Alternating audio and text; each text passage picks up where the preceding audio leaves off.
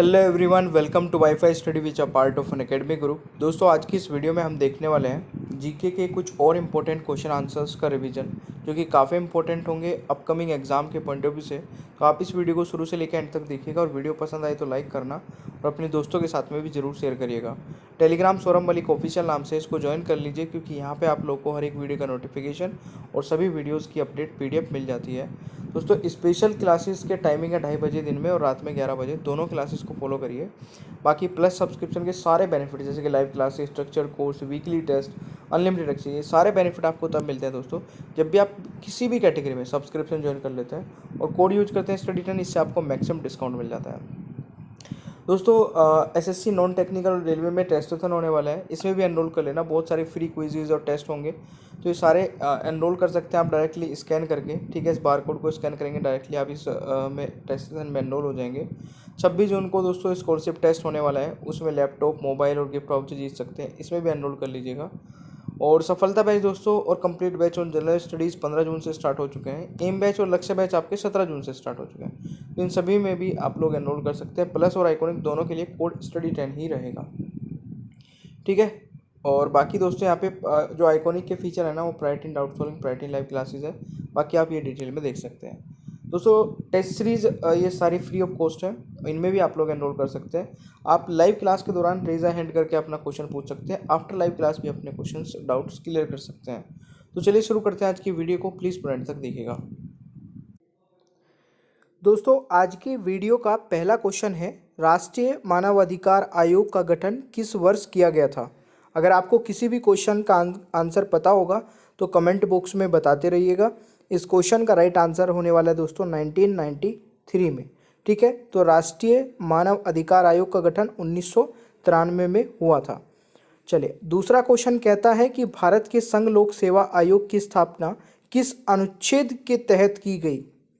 तो ये दोस्तों बताना है आप लोगों को किस अनुच्छेद के तहत, यानी कि आर्टिकल दोस्तों 315 यहाँ पे राइट आंसर हो जाएगा। Option D is the right answer. ठीक है, अगला क्वेश्चन आता है दोस्तों, यदि राष्ट्रपति और उपराष्ट्रपति दोनों का पद रिक्त हो तो राष्ट्रपति के कार्य का अधिकार किसे दिया गया होता है या फिर किसे दिया जाता है? तो ये बहुत बेसिक सा क्वेश्चन है, पहले भी मैं आप लोगों को कई बार करा चुका हूँ। इस क्वेश्चन का राइट आंसर हो जाएगा दोस्तों मुख्य न्यायाधीश, यानी कि chief justice is the right answer. ठीक है, अगला क्वेश्चन आता है, 1975 में आपातकाल के समय भारत के राष्ट्रपति कौन थे? तो जब दोस्तों 1975 में इमरजेंसी लगाई गई थी, तो उस समय देश के राष्ट्रपति कौन थे? Fakhruddin Ali Ahmed is the right answer. तो इस क्वेश्चन का राइट आंसर सी हो जाएगा। अगला क्वेश्चन है, भाषा के आधार पर बनने वाला पहला राज्य कौन सा है? तो देखिए, भाषा के आधार पर कौन सा राज्य सबसे पहले बना था, तो वह आपका आंध्र प्रदेश हो जाएगा। इस क्वेश्चन का राइट आंसर डी होने वाला है। अगला क्वेश्चन आता है कि लक्षद्वीप, मिनिकॉय और अमनीद्वीप द्वीपों का नाम किस वर्ष संसद के एक अधिनियम द्वारा लक्षद्वीप में बदल दिया गया था?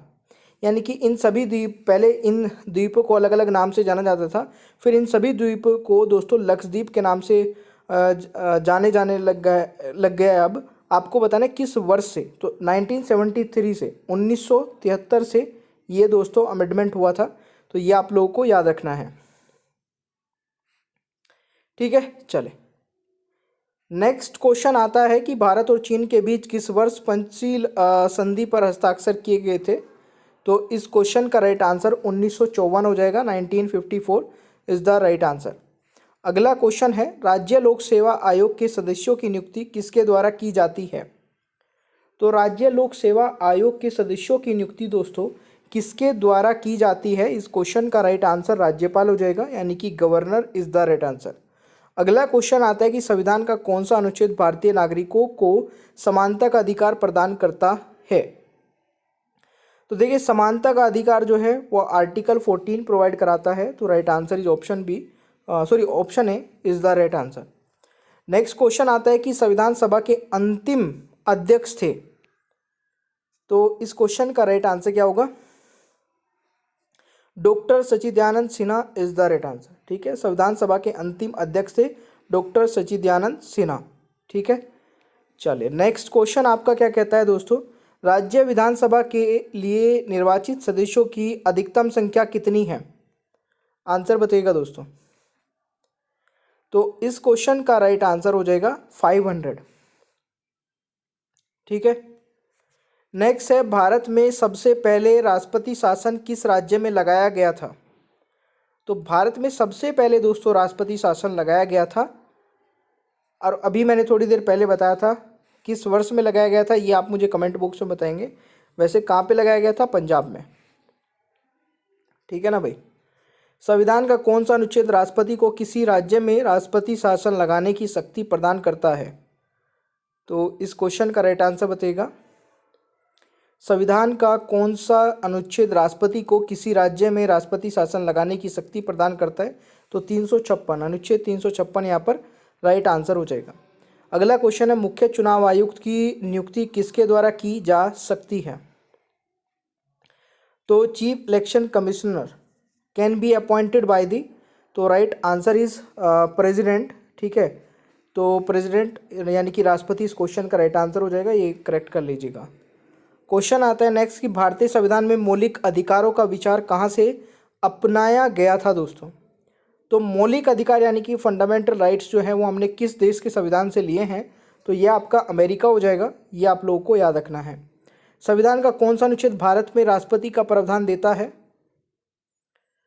तो ये भी काफ़ी बढ़िया क्वेश्चन है, ट्राई करिए। तो संविधान का कौन सा अनुच्छेद भारत के राष्ट्रपति का प्रावधान देता है? तो इस क्वेश्चन का राइट आंसर दोस्तों आर्टिकल 52 हो जाएगा। ठीक है ना। अगला क्वेश्चन आता है, किसके प्रधानमंत्री काल में संपत्ति के अधिकार को मौलिक अधिकारों की सूची से हटा दिया गया था? तो किसके प्रधानमंत्री काल में संपत्ति के अधिकार को दोस्तों मौलिक अधिकार से एक लीगल राइट बना दिया गया था, जो कि अभी आर्टिकल 300A में आता है। ये दोस्तों मोरारजी देसाई के समय में हुआ था। तो right answer is option C. अब देखिए, ये तो क्वेश्चन नहीं पूछा जाता है कि पहले संपत्ति का अधिकार था जो, अब वो क्या हो गया है? सबको पता है लीगल राइट हो गया, किस आर्टिकल में आता है? 300A में आता है।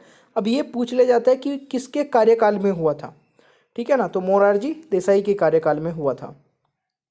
माल और सेवा कर यानी कि जीएसटी पहली बार निम्नलिखित में से किस देश में पेश किया गया था? बहुत ही इजी भाई, जल्दी से आंसर बता दीजिए।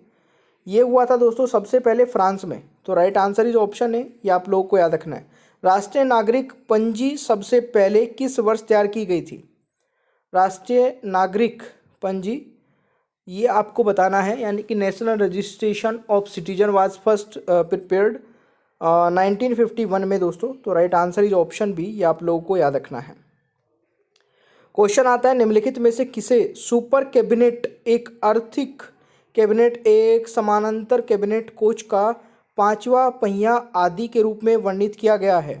तो ये दोस्तों किया गया है किसको? बहुत ही बढ़िया भाई, प्लानिंग कमीशन को। तो right answer is option B, ये आप लोगों को याद रखना है। क्वेश्चन है, पंचायती राज व्यवस्था के मध्यवर्ती स्तर को क्या कहते हैं? तो इस क्वेश्चन का राइट आंसर क्या हो जाएगा दोस्तों? ऑप्शन सी हो जाएगा। ठीक है, पंचायत समिति इज द राइट आंसर।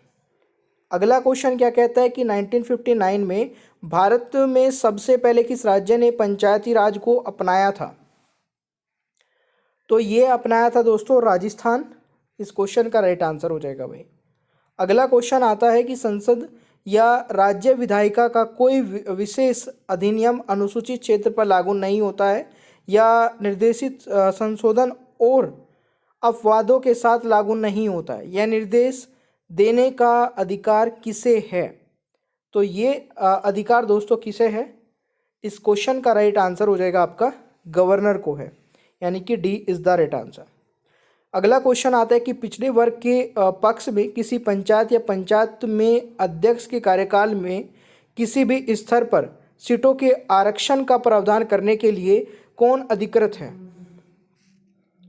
तो ये दोस्तों स्टेट लेजिस्लेचर, राज्य विधायिका अधिकृत है, यानी कि राइट आंसर इज डी।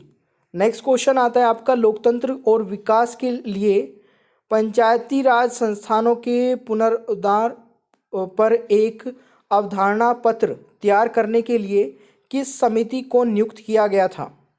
तो इस क्वेश्चन का राइट आंसर हो जाएगा